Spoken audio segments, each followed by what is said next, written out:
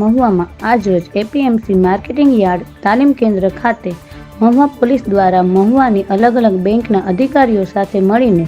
મહુવા વિસ્તારમાં આવેલા નાના મોટા વેપારીઓ અને ખેડૂતો માટે લોન મેળાનું આયોજન કરવામાં આવ્યું,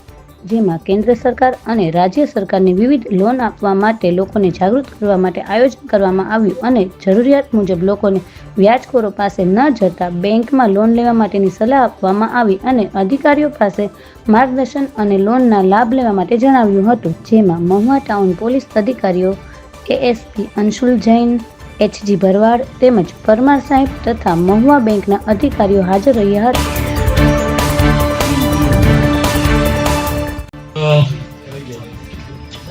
પોલીસ તંત્ર તરફથી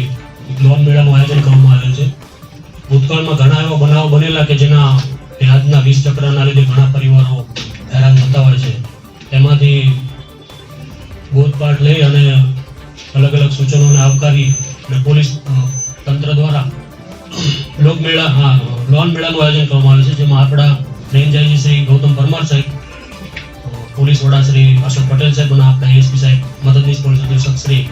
અંશુલ જૈન સાહેબ દ્વારા અમને 3 દિવસ પહેલા કહેવામાં આવ્યું કે મહુવાની પ્રજામાં આ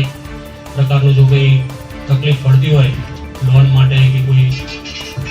આર્થિક અગવડતાઓ દૂર કરવા માટે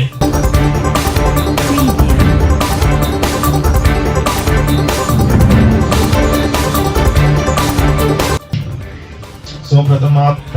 સૌ લોકોનો બહુ બહુ આભાર કે તમે લોકો આજ એક વર્કિંગ ડેમાં સમય લઈને અહીંયા પધાર્યા અને જે તમારા લોકો માટે આ પહેલ મહુવા ભાવનગર પોલીસ તરફથી કરવામાં આવી, અમે તમે લોકો સહકાર આપવા ભાગ લેવા અહીંયા પધાર્યા છો. આ બદલ ખૂબ ખૂબ આભાર.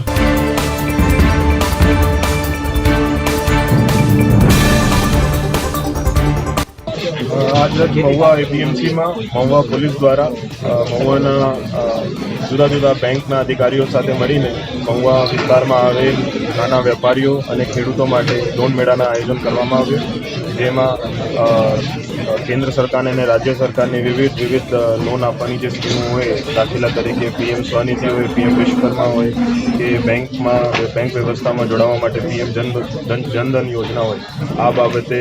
લોકોને જાગૃત કરવામાં આવ્યો અને તમામને અપીલ કરવામાં આવી કે કોઈને લોનની જરૂરિયાત હોય તો પહેલાં બેંકના સંપર્ક કરે, બેંકના અધિકારીઓના માર્ગદર્શન હેઠળ જે બેંક વ્યવસ્થાથી લોન મળી શકાય તો એના લાભ લે અને જે વ્યાજખોરોના ચક્ર હોય આમાં નહીં ફસાય અને કોઈ પણ આદમી, કોઈ પણ માણસને સમાજમાં કોઈ બેંક લોન બાબતે ત્રાસ આપતા હોય તો એ મહુવા પોલીસનો સંપર્ક કરી શકાય, જે બાબતે કાયદેસરની કાર્યવાહી કરવામાં આવશે. જય હિન્દ.